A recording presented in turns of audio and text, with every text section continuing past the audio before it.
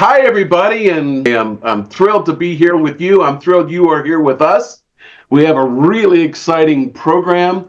This is Ubuntu Fly Anglers Network, and this is one of a series of educational programs that we'll be doing in 2025, 2026. Today, you signed up for Streamer Fishing 101 with myself and my dear friend, sister Nicole Tracey Lewis. This is who Ubuntu is.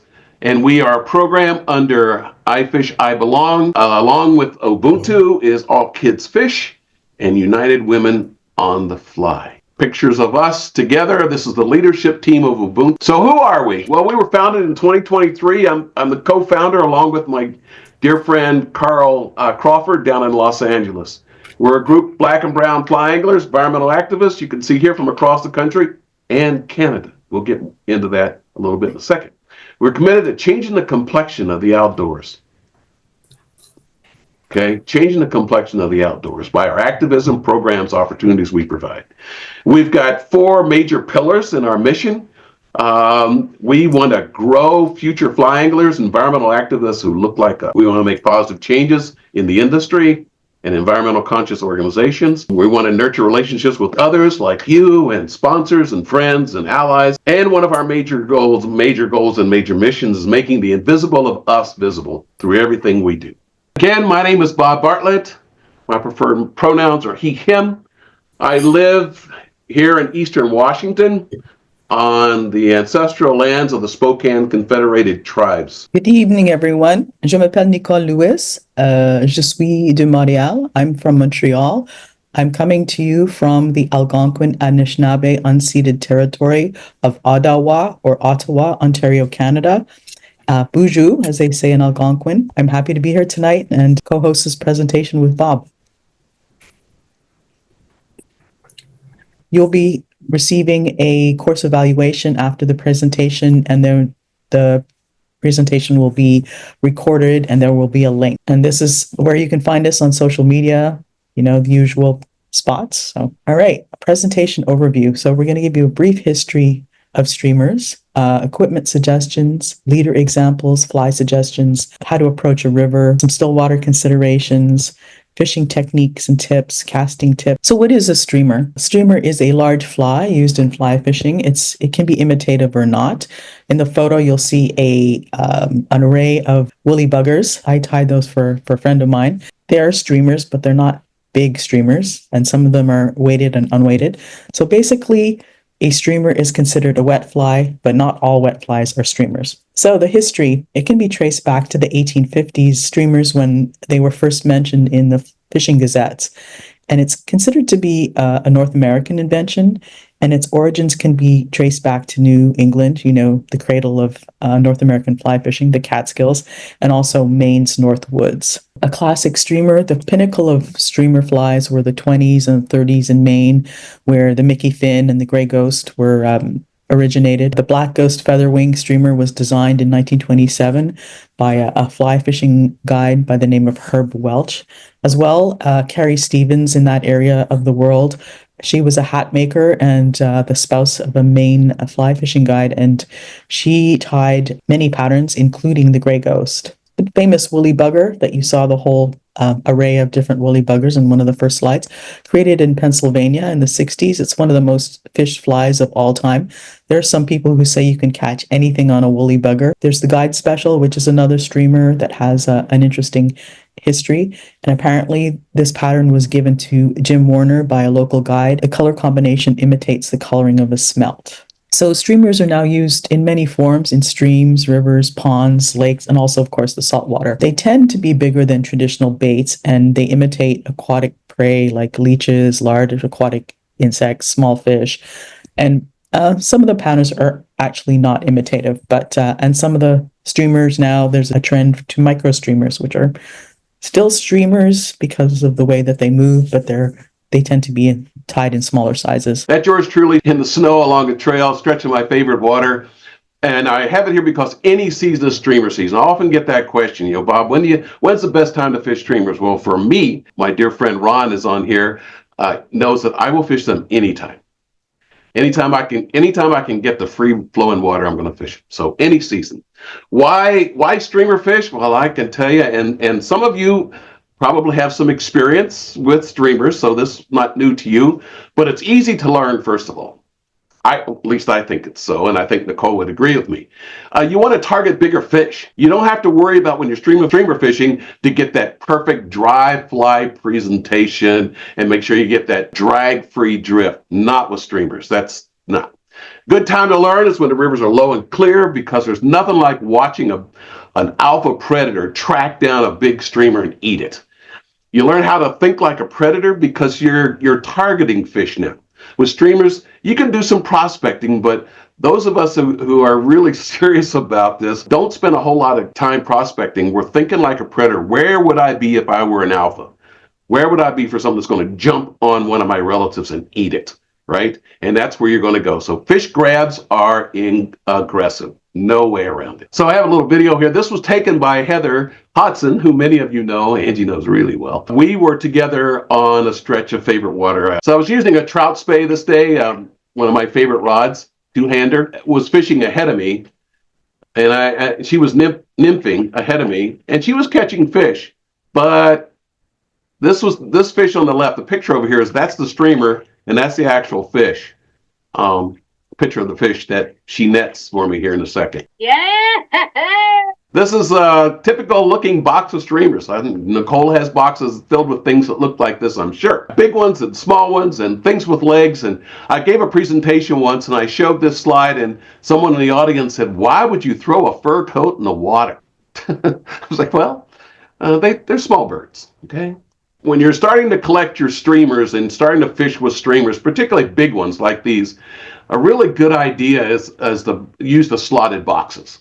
And slotted, they just have ribs in them, and you can slide the hooks in and out. And especially if you're going to fish with streamers that are articulated, so now you have two hooks, right? You don't want to hook flop it around in your box free and have one stuck in. So using slotted boxes is a really good idea. Cole and I were talking about this. I prefer not to put them on my hat, but some people do. Having also with your boxes, fly boxes, I like clear boxes. I like to be able to see. I don't, when they're solid colors and you're always having to open them up to look inside. But stick them wherever you can stick them. This is actually one of my fly boxes. I like to fish for steelhead a lot, and this is a dedicated box for tube and intruder style flies. You notice how there are steel splines that you can run the tubes through to hold the tube flies. Yeah, there's a variety of styles of streamers, and so these are tied on tubes or with intruder hooks. And intruder style streamers have either a wire or heavy backing that you use to sort of attach the hook, right? Streamer water, this is any water. This is in one of your tributaries over the border, which I probably won't be fishing for the next 4 years. This is me in one of the Ohio tributaries, steelhead fishing. I love to fish in the winter. That's my dog Maya, who often fishes with me. She's like just waiting to be fed. She's not a big fan of raw fish. Streamer equipment. You can fish streamers basically with anything. Bob and I, like he was mentioning, trout spay. I like the two-handed rod for swinging for steelhead. You can use a 4 to 8 weight rod, 9 feet or 10 feet. I'm shorter. I like 10 feet. I also do a lot of still water, so the extra foot is an advantage when you're sitting and casting from either a kayak or a float tube. Yeah, also for, I think, control and precision. And you would also need a fly reel with an adjustable drag, and a large arbor reel is preferred. And that's basically because your line pickup is faster when you have a larger arbor. So as well, there are fly lines. The first line that most of us start out with, it is a full floating line. You can streamer fish with a full floating line. You have a standard 9-foot tapered leader. There are different types of lines. You can have an intermediate sinking line, a sink tip, and a full sink line. Basically, an ideal setup would be a 9-foot, 4-piece rod, 4 to 8 weight rod with a matching fly line. The action is your preference. Also, the trout spay, as Bob had demonstrated in his video, that's a whole other kettle of fish, another rabbit hole to get down, and more equipment to buy, right? Right. Different lines. We won't go down that rabbit hole. Yeah. So these are some of our favorite rods. These are Bob's. He uses an Echo Carbon 590 4-piece, 9 feet, 5 weight for small to medium streamers. And then he's got a Fly Project 4-piece, 10 foot, 6 weight. So he goes from small to medium streamers. And then he has a Sage Igniter, a 790, which is a 4-piece, 9 foot, 7 weight. He uses that for larger articulated streamers. And then he's got the Reddington Trout Spay, which is a 4-piece, 11 feet 6 inches, and a 4 weight. And he uses that for many different situations. I like to keep it simple. My workhorse rod is a 7 weight and a 7 weight 10 foot. There's a loop cross. I also have a moonshine, so I always have an extra, like 2 rods, especially when I'm fishing in a boat. I have always have 2 7 weights strung up. 7 weight, 10 feet. My favorite spay rod is a Winston Air TH, 13 foot 3, 7 weight. This is what I like to swing for steelhead on. And this is me on a still water, swinging streamers in a boat, catching pike in Canada. So any species is a streamer species. Oh, yeah. Yeah, and then you see a large arbor versus a standard. The arbor, you can't really see the pin in the middle where the line is wrapped around. That's the actual arbor, and a larger arbor has a larger diameter, and a standard arbor is smaller diameter. So for every revolution of the reel, you have more line pickup. So it's when you're fighting the fish, you can bring the fish in faster on a large arbor. Fly lines, basic types, and their uses. Let's go. As Nicole mentioned before, floating lines, standard. I think everyone I know started their fly fishing experience with a floating line. And long leaders. And you can adjust the depth of your streamer by the length of your leader or the density of your leader. So fishing with a floating line, there's no issues at all in using that. Intermediate, that has a sink rate. And I was looking through some of my boxes here, and this would be a typical box. Let's see if I can get the camera. And on the boxes, it usually tells you the sink rate on intermediate or full sink lines, 3 to 4 inches per second, whatever. I actually love to fish with an intermediate sink line with streamers. And then there's sink tips. Nicole and I were talking about this. She likes to fish sink tips. It's not really my preference. I like a little more even pull to my line. And then there's fast full sink. They're heavier. They're going to take you to the bottom. You give it a couple seconds, and you're right down there where the big predators are with the full sink. So my 2 choices actually are intermediate or full sink. But that doesn't mean that I won't put a big streamer on a floating line. I will. Here's a link for you for more information on sinking lines. Leaders, standard 9-foot tapered leaders. Nice to buy them though. If you're going to buy them in a 3-pack, and they'll come with a perfection loop on the end. So it's just a matter of loop-to-loop connection, and away you go, and you've got 9 feet to mess with. You can also build your own leaders, and Paul and I agree that we don't need to go into the weeds too much about this, but just basically my choice, my personal preference for fishing big streamers. I don't want to do taper like a lot of people do. I will just buy Maxima and the spool, like the one you see here. It's 12 pounds, or it comes in a variety of pounds, 8, 10, 12, and so on. You get a roll of this. There's no taper to it. It's just straight. And with the kind of streamers that I tend to throw, the bigger ones anyway, I only use 3 to 5 feet. That's it. So you got your fly line, 3 to 5 feet of 8-pound to 25-pound straight Maxima, all you need. Because you're not worrying about the nice, gentle presentation, right? You're throwing meat. No tapered leaders or tippet spools required, because those can be expensive. No dainty presentations, and splashy landings are okay. The key here is to understand, the one thing that we hope sticks with you, among others, is mass moves mass. Understanding mass moves mass. So the heavier you're throwing, you need to translate that into what you're tying that streamer to. Okay? If you're too light, your streamer's not gonna behave. You're gonna struggle casting it.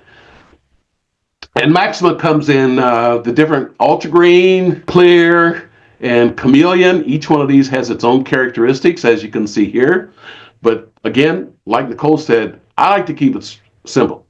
You might say that streamer people are about keeping it simple. So this is my approach to keeping streamer fishing simple. And again, remember, we're targeting aggressive alphas, top of the predator food chain that live in your rivers or lakes. And they tend to not get very picky. When they're on the bite, they're on the bite. Example, so here's the floating line or sinking line or whatever line you have.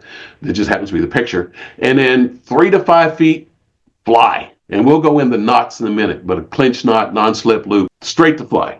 So imagine that. Just stretch your arms out like this, and that's it.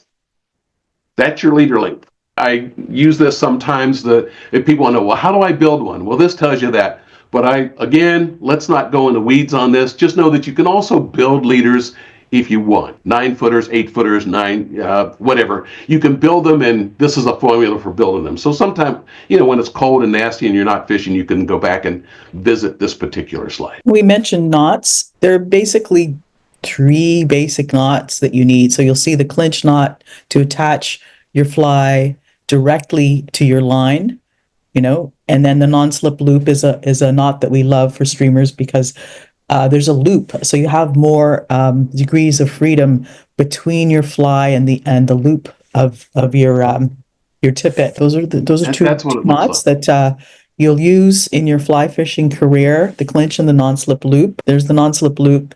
So you have more play. Your streamer can move around a lot more when you use a non-slip loop on your streamer. So a lot of streamer junkies, that's what they use. There's the clinch knot. There are 2 videos here. There are all kinds of knot resources on the internet. This is one of the United Women on the Fly. It's just a direct clinch knot video, and you can watch that on your own. And again, here's the non-slip loop, the same video. So streamer suggestions. There are myriad. So first and most importantly, know your local regulations or where you're fishing. Know the regs. Some places 2 hooks are illegal. Where I am in Ontario, 2 hooks are not illegal.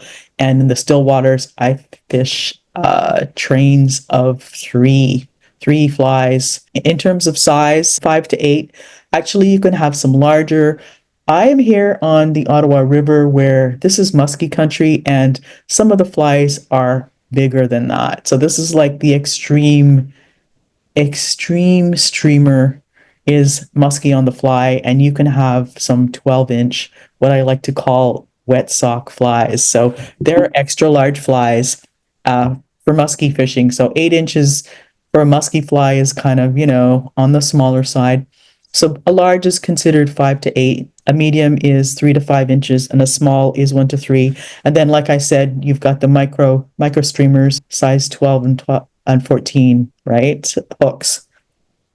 So basically, you can match the rod, the line, and leader to the size of fly you want to throw. Mass moves mass.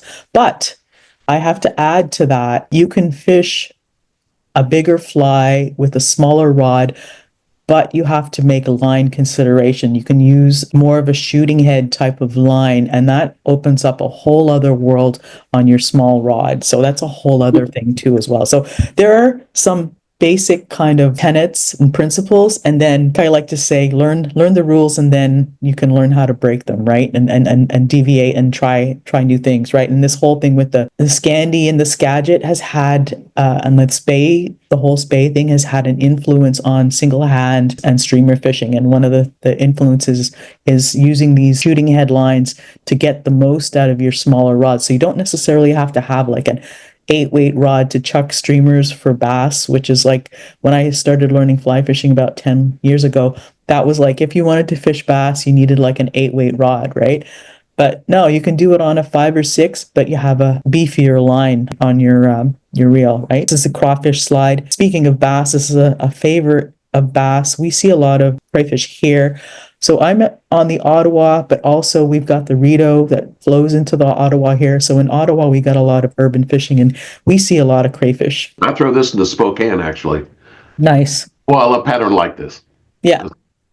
And here's a conehead muddle. This is a classic fly with deer hair, nice trimmed deer hair on a cone. Then there's the famous gray ghost. Here, this is one of Kelly Gallup's articulated flies. This is the dungeon. Leeches, this is pretty classic. You know, you can't go wrong with black flies, white flies, and like brown. These are some of the basic colors you want to have in your box. The Little Kim, this is one of Bob's favorite, and the Sparkle Minnow as well. These are some of his favorite streamers. Yeah. And the sculpin, this is another good bass as well, another good bass fly. These heads are weighted, they get down. You can use a rabbit tail or possum and like really fuzzy flies. Anyway, good old woolly bugger. Again, you've got an unweighted one on the bottom. You've got one with a bead head, and you've got one with a bead head and rubber legs, and you can have them with cone heads.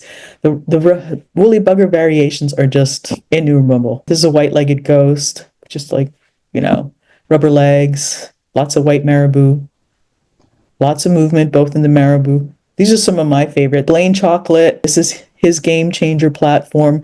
This is articulated fly, lots of little shanks, not very technical to tie, but time consuming. When you lose one of these that you've tied, this is the only time I ever want to cry on the river. When I lose a game changer is, yeah, I just like, there goes 45 minutes of my life, right? So there's a feather game changer on the top. Yeah, and then I've got basically one tied with an Enrico Puglisi brush and a marabou tail. One of the things about throwing big flies, different than throwing your little dry fly Adams 14s and 12s, you really have to be aware of the wind, and you have to be conscious of your casting rhythm.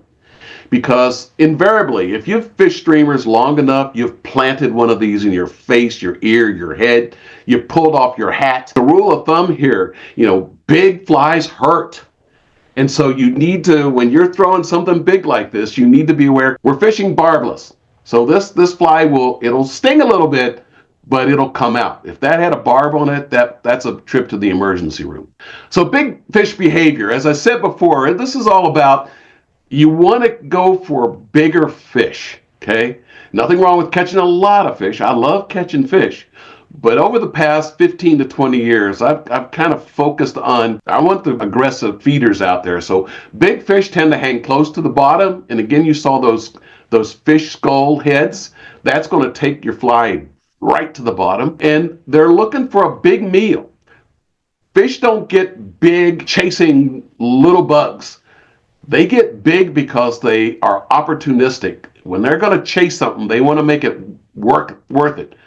Streamers imitate big meals. Strikes are typically aggressive, and like I said, they're opportunistic feeders. This is a fish that I picked up, one of my favorite stretches of water, but the cool thing is, I'm looking at it going, what's wrong with this fish? Well, if you look at this little black part, that's another fish, that's a tail of a fish that it ate before it hit my streamer. This fish was that little fish was in its mouth. Now I say little, you know, it was so big. Its tail was about that wide. So this just is an example of how aggressive their eat is. When they're out there, they want to eat. I like to hunt, and I like to hunt when I fish.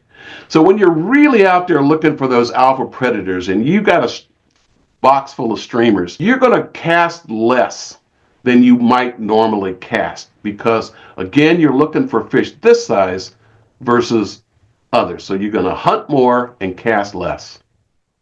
So this just gives you some idea of how we look at a body of water before we ever step in it, which is another thing. It's many of us, I'm guilty of this, pull up. I'm so anxious to get to my favorite stretch of water or a new stretch of water. I grab my gear and away I go, and I'm clump, clump, clump, getting in the water. Well, there's another way to do this, and that's take a minute when we show up, regardless if we've been there 100 times.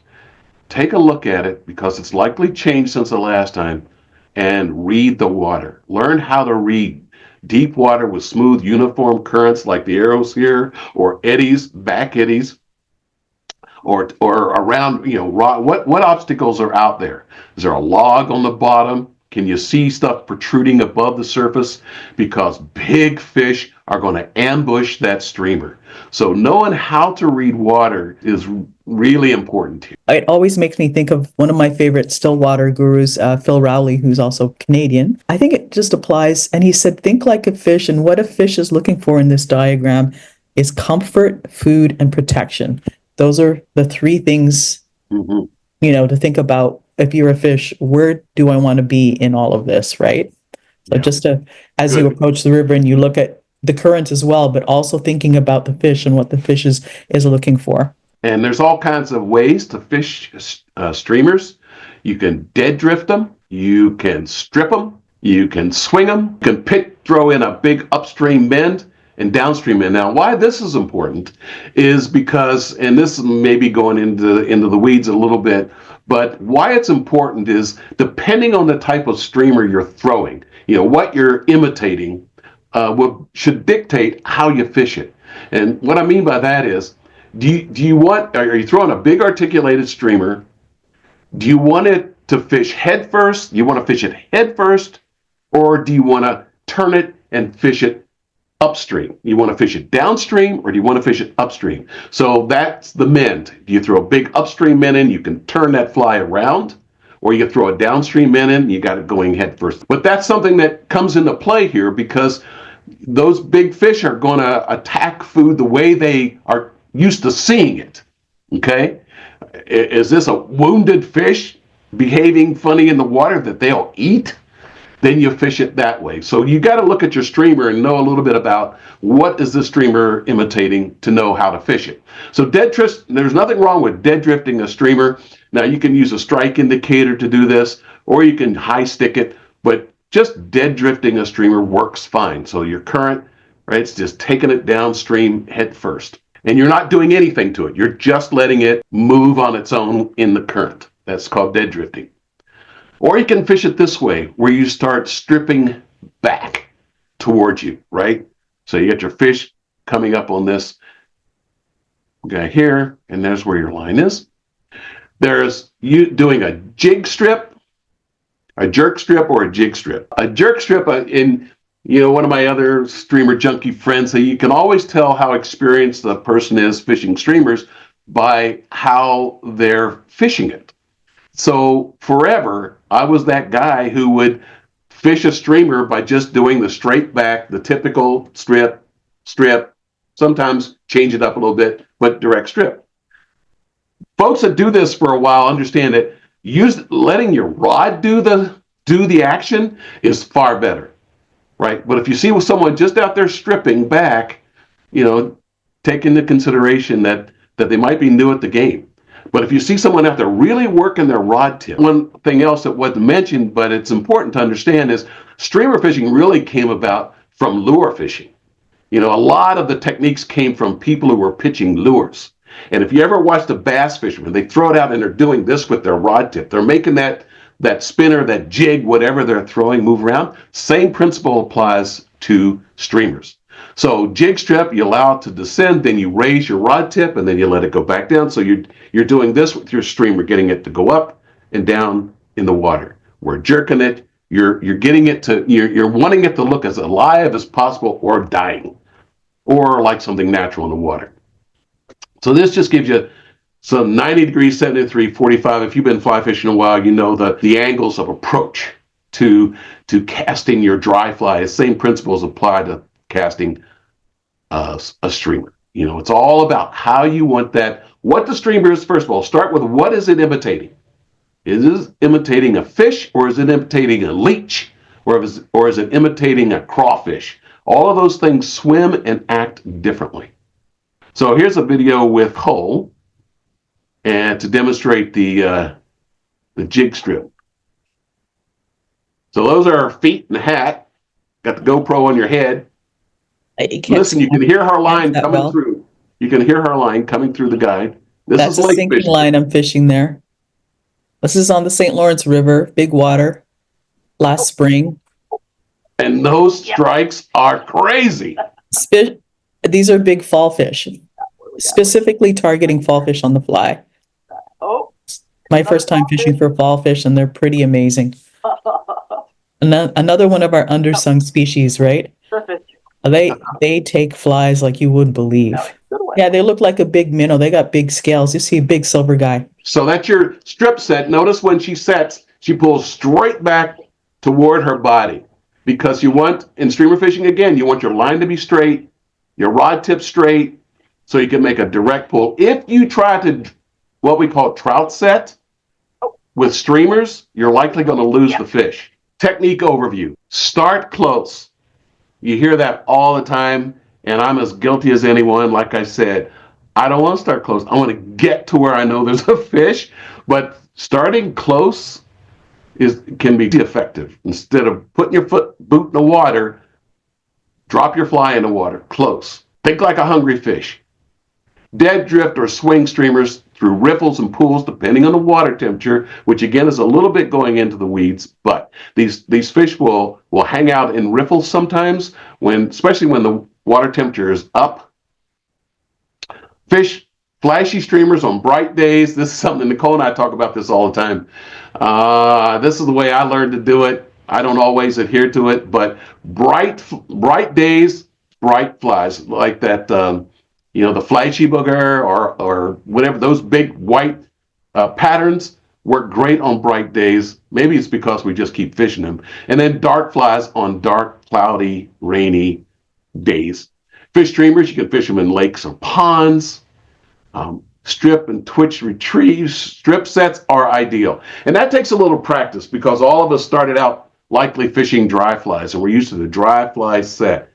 I'm just telling you, don't try to break yourself of that habit when you're fishing streamers, because again, the goal here is your line. You are directly connected to your streamer. You have a nice straight line, tip low, and you're stripping straight back. You're doing action with your rod tip, and then directly bring the line back to you with your other hand. Cold temps often favor slower retrieve. So right now, if I were fishing a stretch of water, right, they're all blown out, right? Pretty high. But if I were fishing with the water temps the way it is, I would slow everything down. Because just like you or me, when it's cold, we get lethargic. We don't want to work very hard. So you need to slow down what you're offering it. Casting approach and angles, drifting, cast at a 90-degree angle, allow the drag free. Do not cast far. Another thing about streamers is you're not casting far. This is not a distance game. Don't worry about casting far. And right here, 1 to 2 rod lengths. That sounds pretty close, doesn't it? It's a reasonable expectation when you're throwing a big fly. Stripping a cast at a 90 or 75 degrees, sink your fly, get it down there, dumbbell eyes, bead heads, cone heads, all these things, get those flies down low. And especially, again, if you're fishing intermediate or fast sink or sink tips, you'd be amazed how quickly that fly is going to go down, right? Just look and surveying the water here so you can fish streamers upstream or downstream. When you fish big streamers upstream, you need to be aware of a couple things. First of all, you need to be aware of this current out here if you're casting over here, because that streamer is going to be, once it's in the water and your line's in the water, it's going to be coming back toward you.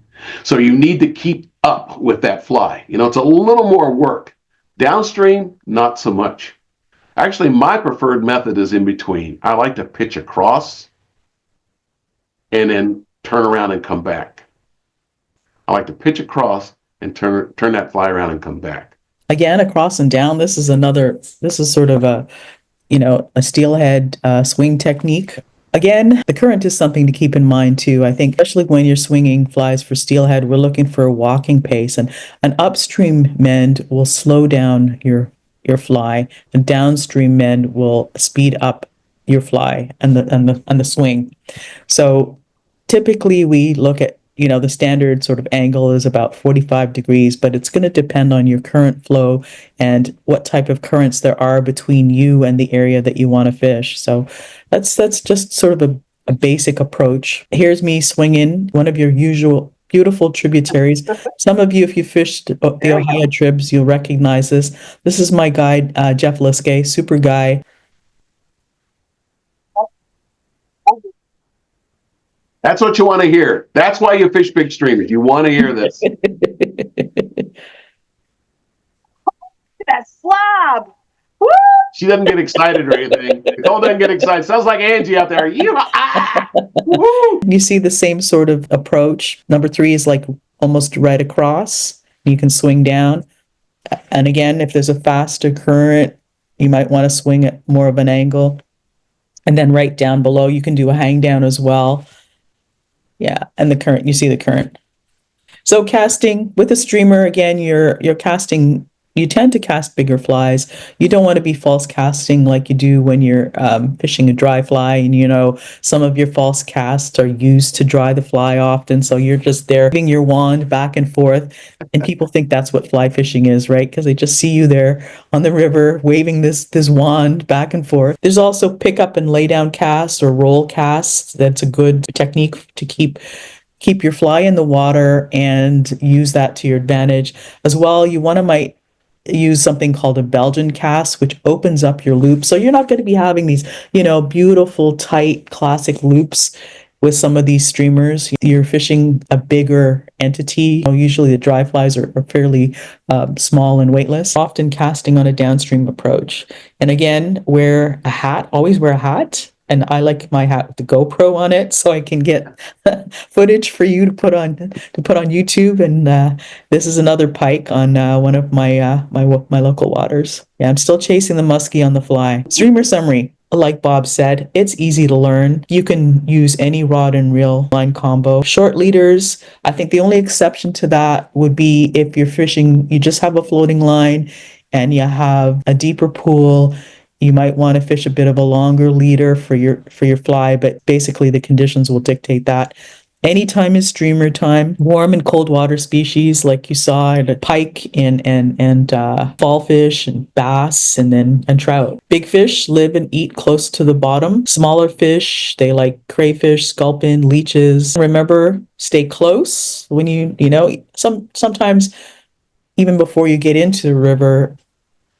Don't get into the river, cast from the bank and then start there and then work your way from the bank out. Size of the fly matters. Check your regulations before you fish an articulated fly with 2 hooks. Again, bright flies on sunny days and dark flies on dark days, and mix it up. That's just it's an axiom. Sometimes it works, sometimes it doesn't. Expect aggressive strikes though. Use a strip set and play safe. Good reason to debarb your hooks as well.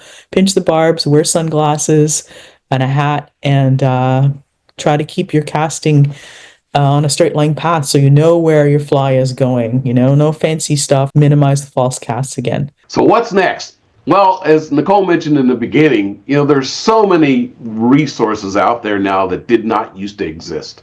So utilize online resources. Watch the videos. There's so many videos, and sometimes I catch myself still 2:00 in the morning. I'm watching a streamer video or videos in general about fishing. Watch YouTube.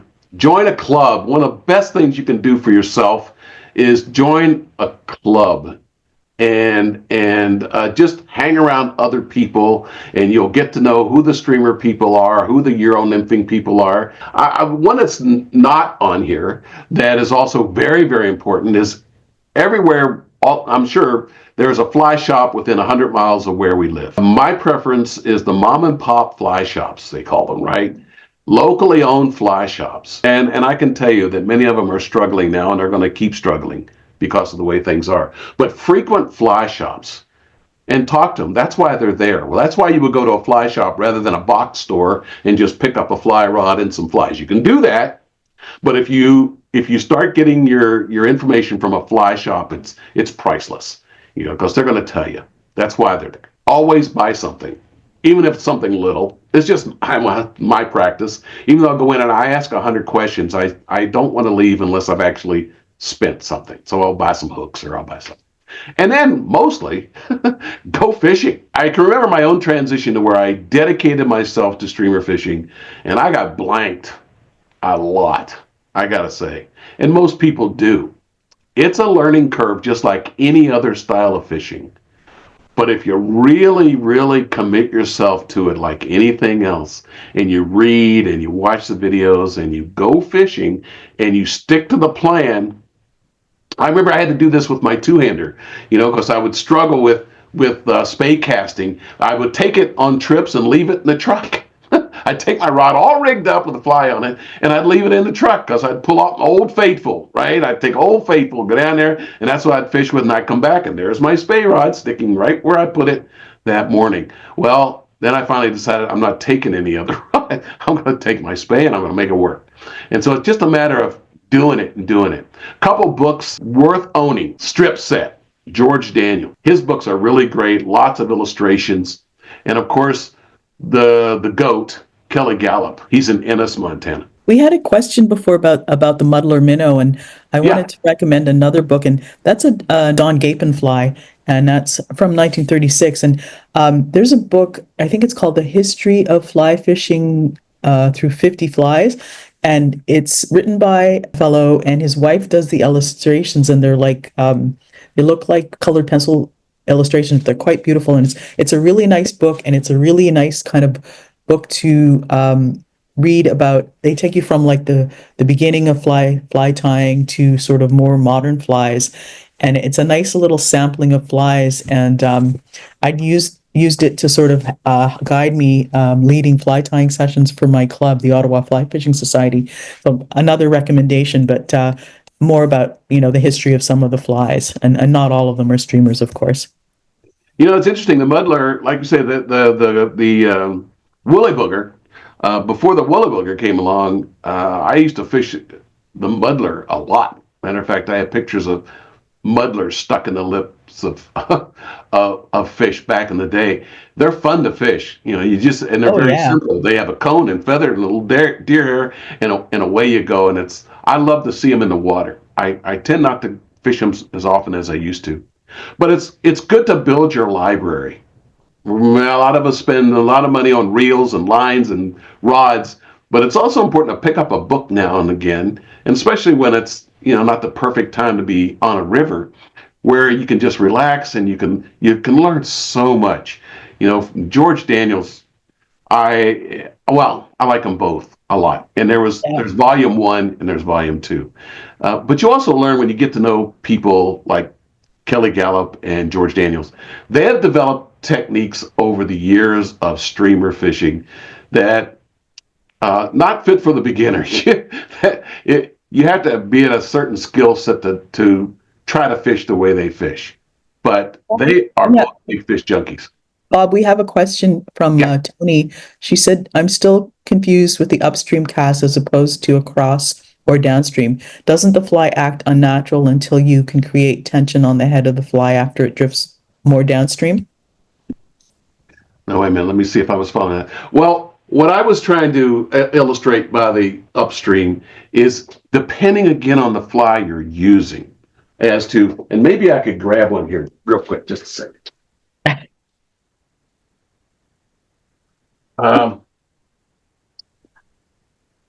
Let me look at my small box of dainty flies here. Most of the places where we fish, rivers anyway, for example, have sculpin in them. And you know what sculpin are? They're those big flathead things that live right on the bottom. They look like fish, they are fish, but they have big heads and then narrows. Raise of hands. People know what a sculpin is? Anyway, so if you're fishing a sculpin, a pattern that imitates a sculpin, it's important to understand how that sculpin lives its real life and how the fish is going to attack it. And so talking about, that's what I was trying to get at. If I want this fly to fish like the real thing, I'm going to fish it head first, swimming this way. And another thing to understand is fish, predators particularly, big predator fish, are going to eat head first.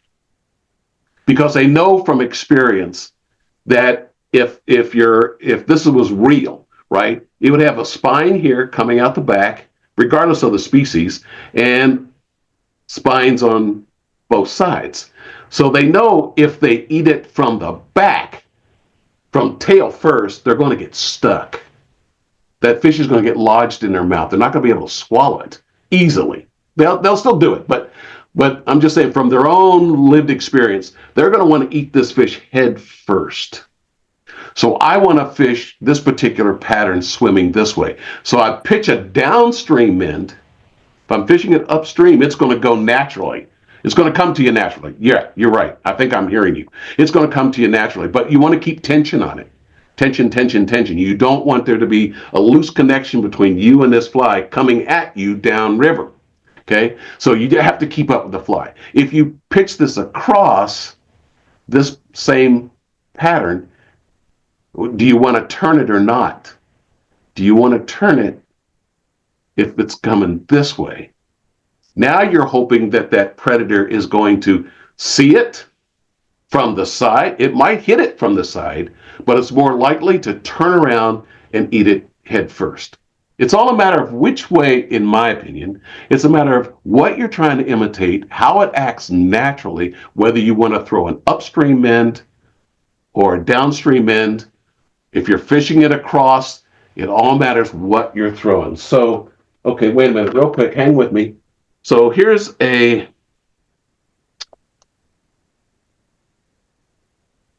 see this guy here? This is meant to imitate a bait fish. All right. So again, if it were a real fish, it would have protruding parts. And that alpha out there looking for a meal is either going to hit it this way or it's going to hit it this way. Now, if you throw something that looks like a leech, leeches, for example, don't swim. Leeches don't have fins. They come off the bottom and they're just doing this in the water. So again, you have a pattern that imitates a leech, whether you pitch it upstream or across or downstream, same. Okay, so I'm not sure I'm answering your question other than first you have to start with what it is your fly is imitating in real life. What is it? Is it a crawfish? You've all seen how a trout will eat a crawfish any direction. Pinch first, tail first, they don't care. Crawfish are flat on the bottom and they're going to come in and chomp it. But if you're fishing something that has a history of swimming, hi Carl. Let me show you this pattern here real quick. Maybe, I don't know if you, this particular pattern, look at the size head. I gotta get my camera right. Look at that. That looks awfully fishy, right? So you are, the goal with streamers is you want to be in direct contact with your fly. You don't want to have a big old loop in there or curly, anything. You want to strip it back. So when you get a take on a strip set, you want to set the hook really hard in the jaw. Because they're not playing. They're not after a mayfly. They're not after a nymph that's just lifeless in the water. You're throwing stuff that's going to create an aggressive strike. So you want to keep the tension on your fly always with a streamer. And you want to keep bringing it back to you and moving your rod tip. But that strip set, you use your offhand, your rod's in this hand, you want to bring it straight back and make it quick. When you feel that grab on the end, plant the hook. Like, what is this? What is that? What is this going to look, like, so is there, I mean, I know I'm a linguistic curmudgeon, so I get a little bit annoyed by like marketing terminology. And I tried to go down the etymology rabbit hole, which I had to back right out of because I was trying to understand, like, okay, why doesn't this represent a specific thing? Like, in terms of intruders and other streamer patterns that are like, do you think just attractors is the general catch-all for? No, I get you. Nicole's a better person to answer that. If we would have gone to the end of the picture where she's bringing that fish in that she caught on the swing, and she has a guide, the fly in its mouth does not resemble anything that lives. It's black and chartreuse, just like your stuff. There you go. Yeah, it's basically a black and chartreuse tube. And yeah, so yeah, I agree with you about there's the attractor and the annoyers. I agree that some of the strikes are aggression strikes, right? Or the fish is just annoyed that you put this thing in their face, right? And a lot of the tube and intruder flies are like that. They're not imitative and they're just they're just annoying and they're aggression strikes as far as we understand, right? We also had a question about the stripping, that fast strip. We use it a lot in the still water, the roly-poly, and we use it with a lot of sinking lines and parabolic lines. And that induces strike sometimes too, that really fast movement. Another area where that really works is fishing for striped bass. And that I've used it in like the Baie des Chaleurs, and that's the east coast of Quebec, where it's also Atlantic salmon country. But the Baie des Chaleurs is a big striped bass thing that's up and coming, and that's where you're going to be in the water or on a flats boat, and you're going to huck that line out there, stick the rod under your arm, and use both hands to roly-poly that hand over hand, bring that in as fast as you can. And most of the time when you're doing that, that fish will hit that thing like a ton of bricks. Yeah. It's pretty, it just, that jolt, just all the hair in your body will stand. Pretty exciting. Well, I'm glad you brought that. Well, I'm glad, yeah, Nicole, that's great. And but Lily, I'm glad you brought that up because that needs to be talked about more. That is, there's the things that imitate real food, and then there's things that are attractors, and then there's things that you throw. Absolutely, you're pitching it to upset this fish, this predator. You're waking it up, right? You got that big splash. They hear a splash. I've seen fish eat mice whole. Because they hear the splash, and it's just an instinct for these predators, an instinct strike. They hear it hit the water, or a frog. You've seen those, they hop in the water and you see them kick a couple times and bang, right? So there's patterns that don't look like, the fly may not look like anything, but it's the size and the noise. That's why these big heads are important. They push a lot of water. So they're sending vibrations. They're sending vibrations through the water, and that'll trigger an aggressive strike. The fish have sonar, right? They go doo, and they can pick up vibrations. So I've got flies in here with big deer heads on them for pushing a lot of water. So you're exactly right on. There is another category of streamer, and that's, you just want to tick them off so that they'll strike. Don't look like anything particular. But steelhead and salmon they like, in my experience, I've fished for them, they like purple, they like pink. There's nothing really, some of them eat freshwater shrimp that are pink, or they're going after eggs. They're eating their own. Yeah. The challenge when you're fishing for salmon out east, they're not eating. They will eat for a couple of days after they come in from the salt. But once they start to move up the river, they're not really eating. So it's mostly aggression strike. We still don't really understand completely why salmon coming up to spawn will take a fly. It's one of those kind of mysteries, right? But we still have a chance, right? Still have a chance. Bob, we're at an hour. I just wanted to thank Angie for posting that link, and Carl. Yeah, there another resource that we didn't mention were the podcast, and Carl mentioned that in the chat. There's some excellent fishing podcasts out there as well. So not just visual, but also audio.